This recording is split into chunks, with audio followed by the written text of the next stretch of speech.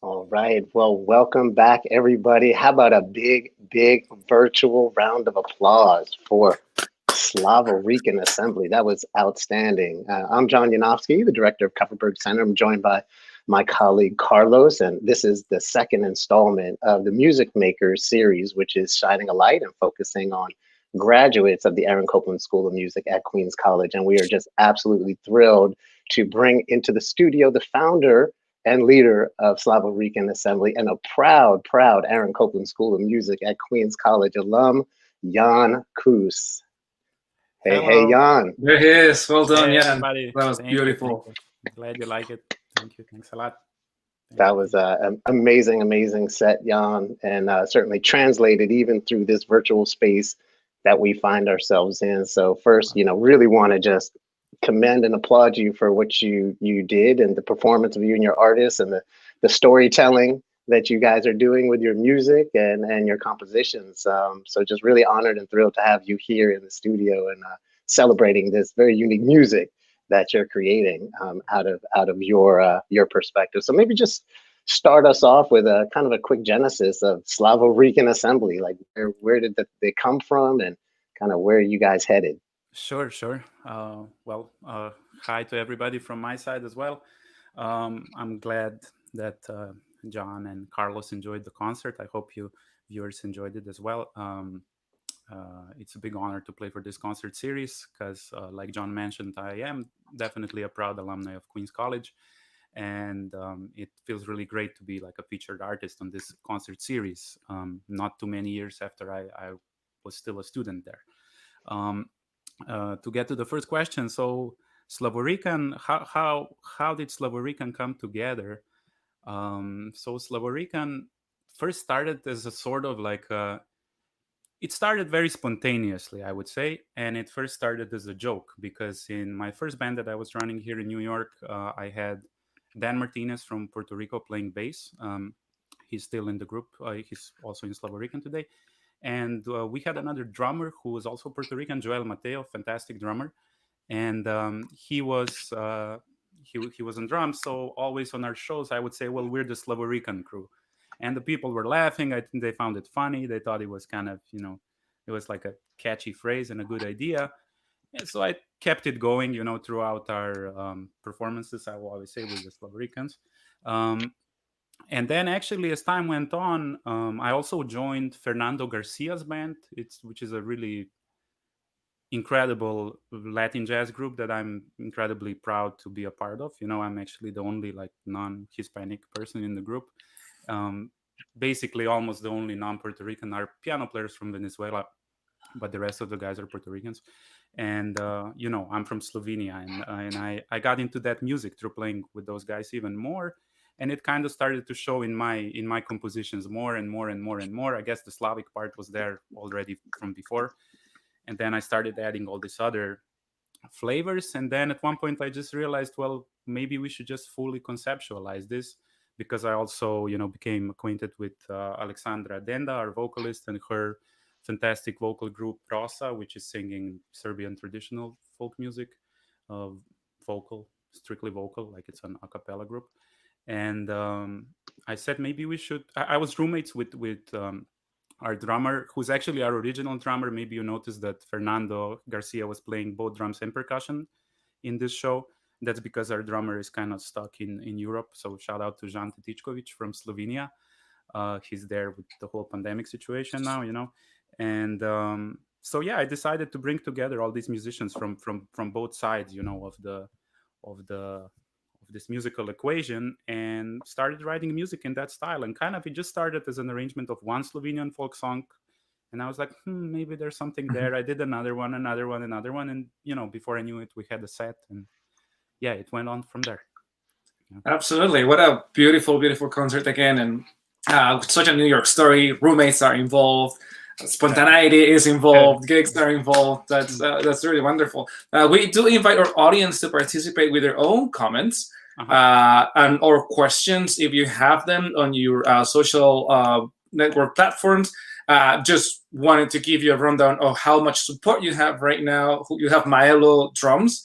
Uh-huh. clapping, as well as Nice. our own Jane Cho, Oh wow. Julia Palacios, also Nice. Go QC and ACACSM. Nice. Lots of support for you, Jan, and small wonder. And I was wondering, so we were listening to clave, we were Mhm. listening to lullabies of the Balkan regions. Mhm.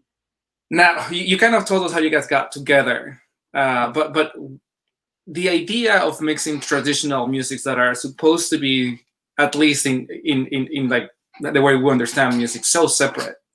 Mhm. How did what musical elements, how did that idea come together of mixing sort of like these two traditions? Yeah, well, I mean, as I said, it wasn't really too much pre-planned, and there's actually an interesting story. Like we were when I was still in Slovenia, because I did my undergrad in the Netherlands, and by a very nice coincidence, I became roommates with a pretty famous Latin jazz trombone player. Today he's pretty famous. Back then we were just roommates. His name is Santiago Cañada, and he plays with Concha Buica. He used to play with Alain Perez, with Jerry Gonzalez, and he kind of got me into all this music. And I was always feeling that there's a certain connection in terms of like the emotional outlet of the music. Like it kind of that level of of emotion kind of set well with me, probably with my character too, and with my upbringing and with my friends from back home and everything. So I always felt there's something there. And the thing that I wanted to mention was we had a Balkan brass band, but like a jazz version back in Slovenia. So that was after I came from Holland, like 2011. And we were a Balkan brass band, so like there was only drum and tuba, and the rest was all wind instruments like trombone, saxophones. But we were playing more complex jazz harmonies, so it was like a jazz version of Balkan music, let's say, like Balkan music slightly jazzed up. And the funny thing is that I wrote one song back then already that later last year became Slavo Rican's first single 7 years later, because I wrote it, and the song was called Moving Up.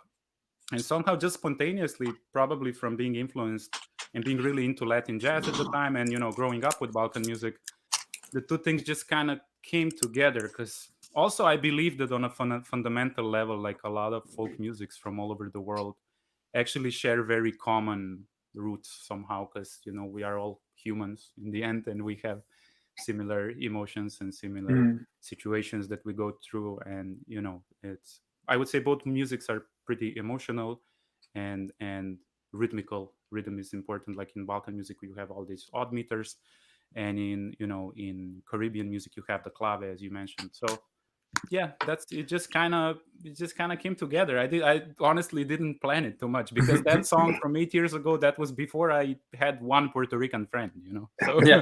yeah. Yeah. Yeah, your music is so rich, right? There's so many different kind of cultural voices and cultural traditions in there, and when you peel it back, you realize there's even more that shoot off of that.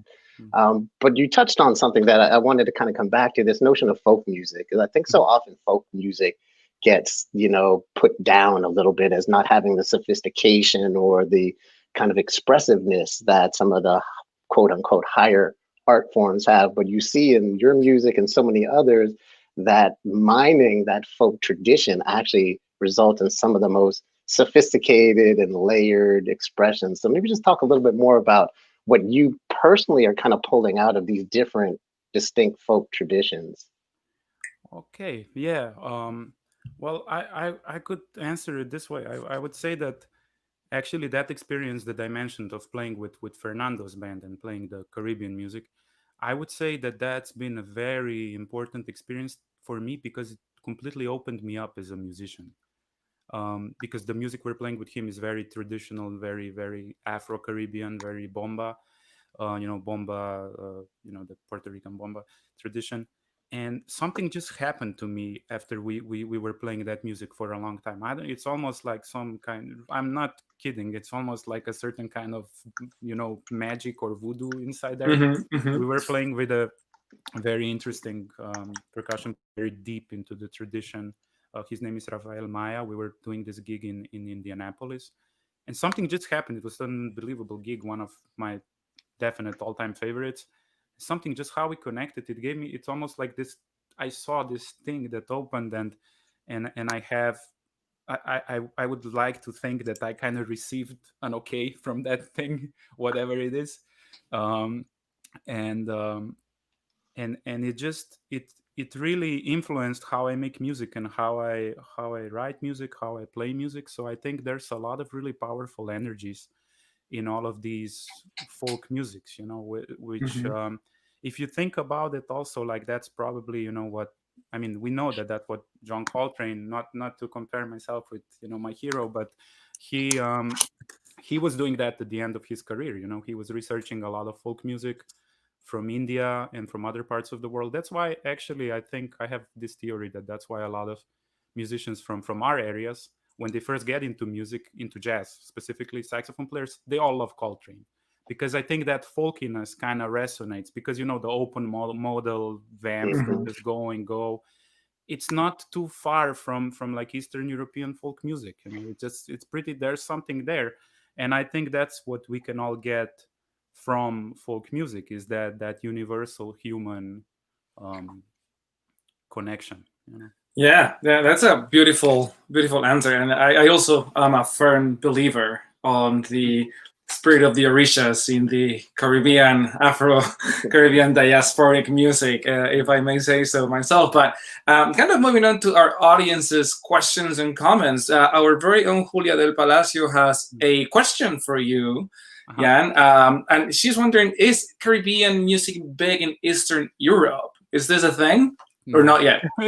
I think no, not yet. Good, that's good. That's good. I would say there's definitely a fascination with it in terms of like I don't know. We occasionally have some Cuban bands come through to Slovenia, and there's a lot of these salsa classes now, and people are Mm. getting into it. And I know of one musician, Cuban musician, who lives in Slovenia, and he's a great musician. I never met him actually, but I see Lazaro is his name. I see he plays with a lot of my friends, Hmm. and he seems like in high demand. Like people are really reacting to that music. But I would think it's more because it's not present there, So it's like it's an interesting thing. It's a new thing, This kind of exotic thing, like this special, unique thing. So I think people definitely like it. Hmm. I wouldn't say it's too present. And I would say that I'm really lucky to have been roommates with Santiago Cañada in the Netherlands because he was from Madrid, and Alain Perez and a lot of other Cuban musicians, including like Roman Filiu and many, many others, were living there at the time. So it was like this, Hmm. big unity of those musicians, big unit of Cuban musicians was like a scene. And he was from Madrid, so he was from this scene, so he was putting me all those things all the time. I guess that's the closest I could have gotten being from where I'm from before coming to New York and actually going to Puerto Rico. Absolutely. Well, there's a business idea right there for you. Maybe Eastern Europe is the new market for you to conquer. I mean, yeah, that's the thing. Actually, when we go back home, people are really reacting. Like we were on a tour last summer, and through internet and through our releases online and stuff, people really like this idea, especially because we're blending something that they're familiar with, in our Mhm. own in the Slavo part, Hmm. and then we Caribbeanize it, because for now most of our songs, not all, but most, we're also doing it vice versa. So like we're gonna do a song by Silvio Rodriguez on the album, I've which heard of I'm them. yeah, he's okay. uh, which we did the other way. So it's like Hmm. we took a Cuban song and then we put it into odd meters You and stuff. So balkanize it. yeah, There you but go. but Literally. but You're for welcome. now, for now, for now, it's been mostly the other way. So like they would know the folk songs, and then they're like, oh, really? Once the percussion comes in, they're like, oh, okay, So yeah, I think that is definitely one of the markets where we want to perform a lot more. Yeah. That's Beautiful. great. That's great. Yeah, I mean, now we have an opportunity with this world we find ourselves in with these screens in our Mhm. homes and the limited kind of travel. Like we're actually traveling sometimes further than we did in our normal lives.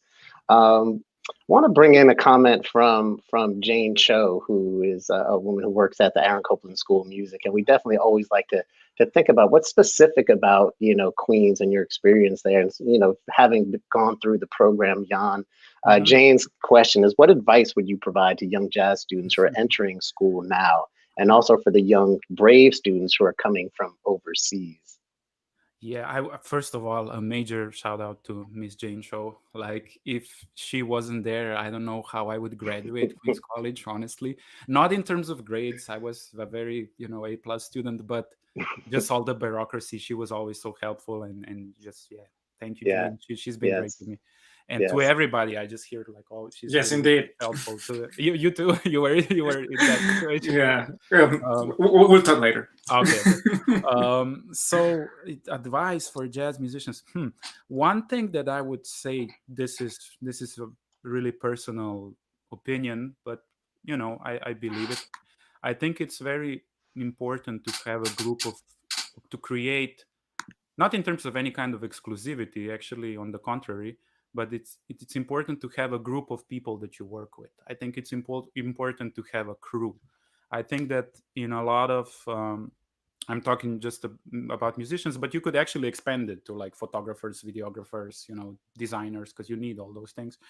I've been very blessed, actually, and I keep saying that in my group right now, I have all my favorite people in the world. Like, probably, like, I don't know, there's 6, right? When we're a full group is 7 of us, so like 6 out of my 15 favorite people in the world, and that's including family and everything. Like just some of my best friends, we're all in the same band, and things just take a completely different form, and the process changes, and the connection changes, and the way you work on things, and the way you see things, and how much things mean to you. Everything changes when you're working with people that you're close with. So I would really encourage people, because there's jazz musicians, we can hop in and out of any situation. That's literally what we're practicing to do, that you can see, get the music, sight read it, off to the next gig tomorrow. And that's cool, and that's a very important skill to have, of course, because that's how you get into a certain band. But I really would encourage people to make bands and to stay in bands, and to be in a steady, to be in bands where you don't need charts to play music, because I think kind of when there are no charts in the way music just actually only started happening, right? So, and for people from overseas, yeah, I guess the same thing. Also, I think language is a very important thing. I have an accent, but my English is like pretty much, I think it's pretty good. It's pretty good. Like I'm able to have complex conversations in English, and I think that's important. Because there's always a little bit of that barrier, if you're not fluent in the language. I also grew up, long story, but I grew up speaking Bosnian, so which is kind of the same as Serbo-Croatian. So that also helped me get a lot of friends, which I wouldn't have necessarily gotten if I wasn't fluent in that language. So I'd say that's a big one too, probably. And try to just assimilate a little bit. Like I would say that me right now, I'm Slovenian, but I'm also maybe by now like 40% New Yorker or something. And at the beginning when I came here, a lot of things seemed different to me, and I've seen a lot of people normally, like when any place you go to, right? And I see a lot of people get closed off to that, and then they never try to really.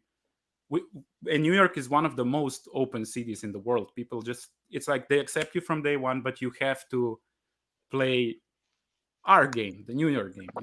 You cannot be like, I mean, if you want to be so Slovenian, then you just hang with your 5 Slovenian friends, and you see what I'm saying, right?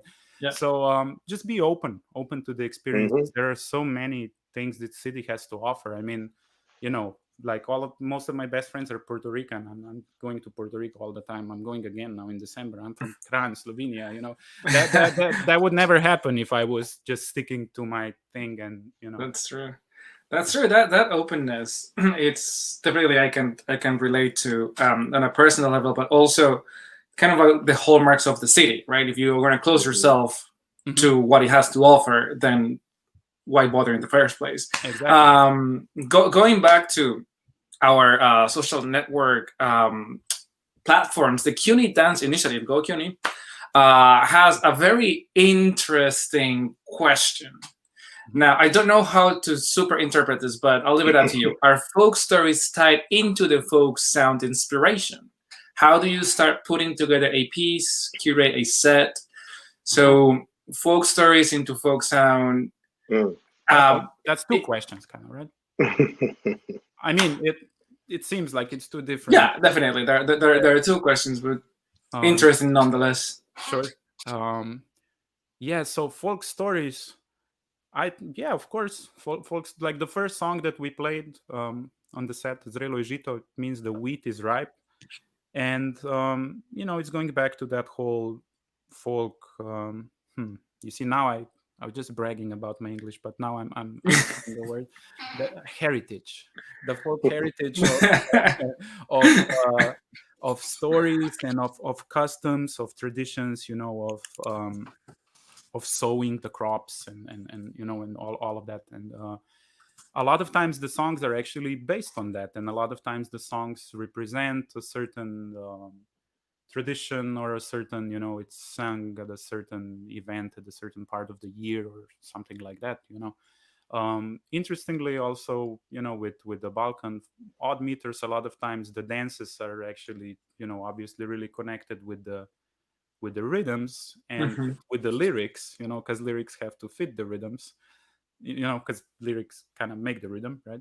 So yeah, definitely the folk stories are a part of it.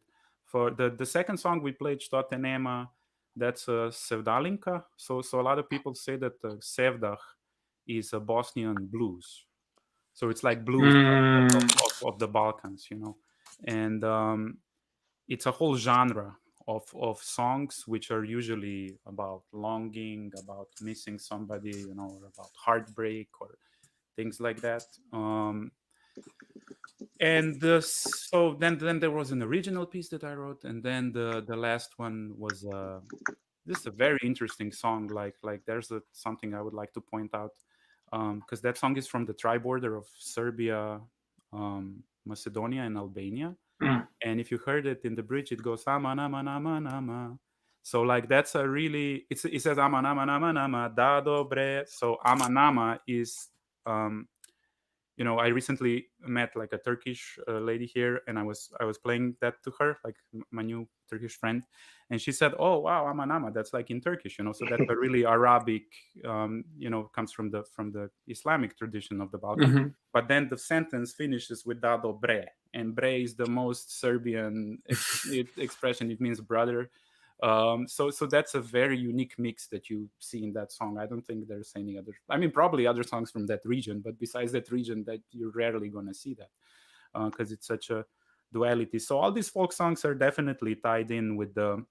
Now I don't know if they meant particularly like folk stories. Like there's probably stories about certain folk heroes that there was stories written. I can think of one now from the top of my head, but it's all definitely intertwined. Sure, And sure.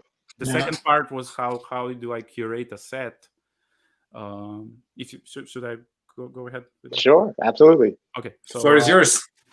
So I mean, I start working on it. It's strange. Like I have this, my mind works like something just gets stuck there, and it just doesn't go away, and it's just in the background. And then at some point, I don't know, I would just like, for example, Što te nema, we were at this film festival in Serbia, and I know this song from growing up partly in Sarajevo. It's one of the songs, that you hear so much because it's a very famous song. And then we were at the cinema, and there's this scene where Tito, it's a half documentary. It's an interesting movie. And Houston, we have a problem, it's called. And Tito dies, and then this song comes on because they're showing his funeral, and it just hit me so hard. I was like, wow, I remember this song. I forgot about it for 15 years. And it really floored me. And after that, I couldn't stop thinking about it. And then it's just kind of in the background. And then how it usually happens, I just get an idea. It's like, hey, what if we put this in 12/8? This would be actually, and then it's just there, and I'm in the subway, I'm eating, and it's little bits and pieces, and then usually by the time I actually sit down behind the piano to compose it. It's the major chunk of the idea is there already, and then I just trim it down. So it's almost like it happens somewhat on its own, I guess. Right. And regarding a set, there was a really inspiring thing once that I saw Branford Marsalis. He just said it casually, the great, saxophone player Branford Marsalis, casually, like not. I think he was. I can't remember where it was. Was I at a master class? Was it in an interview somewhere? But he just said like, you need a ballad for your set, and you need a fast song for your set, and you need a blues, and you need an energy song, and you need an intro song. So I'm kind of trying to stick to that. I was literally sometimes thinking, okay, my set misses a ballad, or my set, after doing too many of these Eastern European, Slavic, harmonic minor songs, I was like, we need a major song, like at some point would be nice to play something happy. So so that's why I wrote that third song that we heard today, which is a more bright one. So yeah, kind of like that, like to cover, as much. Yeah, well, you definitely accomplished it. I mean, there was a nice natural kind of trajectory of the set. And, I think one of the things that jazz always offers is that tension and release, musically, harmonically, lyrically. And part of putting a set together like you did kind of creates that template. So just a beautiful, beautiful expression, a wonderful melding of these cultures, and truly a New York story, truly a Queen story. Jan, we're really so glad that you were able to join us in the studio and let everybody kind of share in your music. And I know that there's a continued great work coming out of your horn and your compositional pen and your group. So just, before we kind of head out for the evening, just you wanted to share with folks how they could find out more information about Slavo Rican Assembly, and if you guys have any other projects coming up you want to share. Oh, thank you. Yeah, definitely. So I would really encourage everybody to follow us on Instagram. We are at Slavo Rican. And yeah, my personal one is at Yankus Music. And then we're also on Facebook. I think a lot of people, think, oh yeah, social media, they don't take it seriously, and that's okay.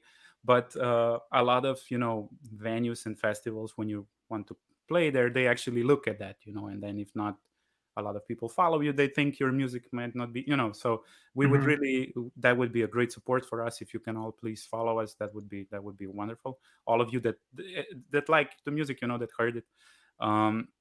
And one big thing that we have coming up, actually just now after we finish, I have to proof this video.